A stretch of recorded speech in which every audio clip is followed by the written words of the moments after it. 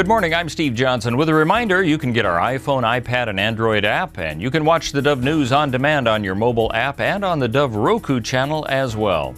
In the news today, Soweto was once the stronghold for South Africa's anti-apartheid movement that Nelson and Mandela embodied as a prisoner for 27 years. Well, today the soccer stadium became a place of celebration for the life of the Nobel winner and former president who died last week at the age of 95. Tens of thousands of people braved a steady cold rain to pay tribute, along with world leaders including President Obama.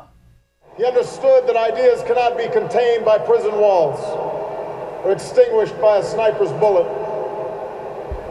He turned his trial into an indictment of apartheid because of his eloquence and his passion, but also because of his training as an advocate. The president also said Mandela was a giant of history who moved South Africa towards justice and inspired the world. As Obama walked to the podium, he and Cuban President Raul Castro shook hands. Federal offices in the D.C. area will be closed today. This is as a round of snow is expected to hit the region just in time for the morning commute. The National Weather Service has issued a winter storm warning for the eastern seaboard, including Baltimore, Washington, D.C., Philadelphia, and Wilmington, Delaware. Snow accumulations up to 6 inches expected. The new snow comes on the heels of Sunday's wintry weather, which dumped several inches of snow on Philadelphia and northern Maryland. Elsewhere, eastern and central Kentucky and southwest Virginia expected to get up to 3 inches of snow.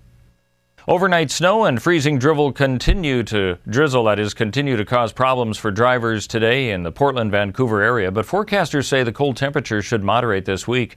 National Weather Service has a winter weather advisory in effect until this afternoon for metro areas of western Columbia River Gorge areas, and forecasters say tomorrow should be dry, but the next system arriving Thursday could start with more wintry weather before turning to rain in western Oregon. Medford police report an accident rate 3 times the norm during last Friday's snowy conditions.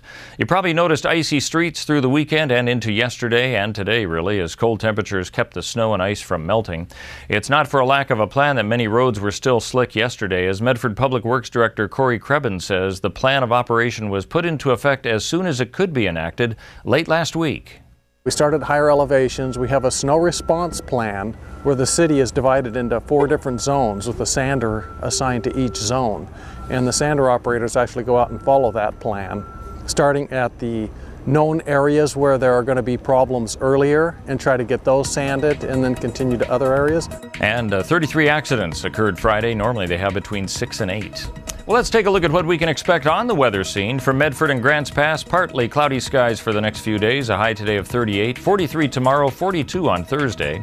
For Klamath Falls, we got a similar situation. Partly sunny today, a high of 31 though. 38 tomorrow and sunny skies, 41 on Thursday.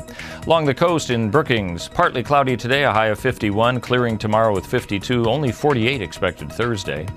For Northern California, well, for Port Orford first and Coos Bay, partly cloudy today, 47 the high, 51 on Wednesday, then a good chance for rain coming back in on Thursday. And for Northern California and Wairika, partly cloudy today, a high of 40, 44 tomorrow and sunny skies, a slight chance of rain on Thursday with a high of 45, and lows, though well below freezing, down to 20 degrees tonight. That's a look at news and weather. You're up to date with the latest right here on the Dove.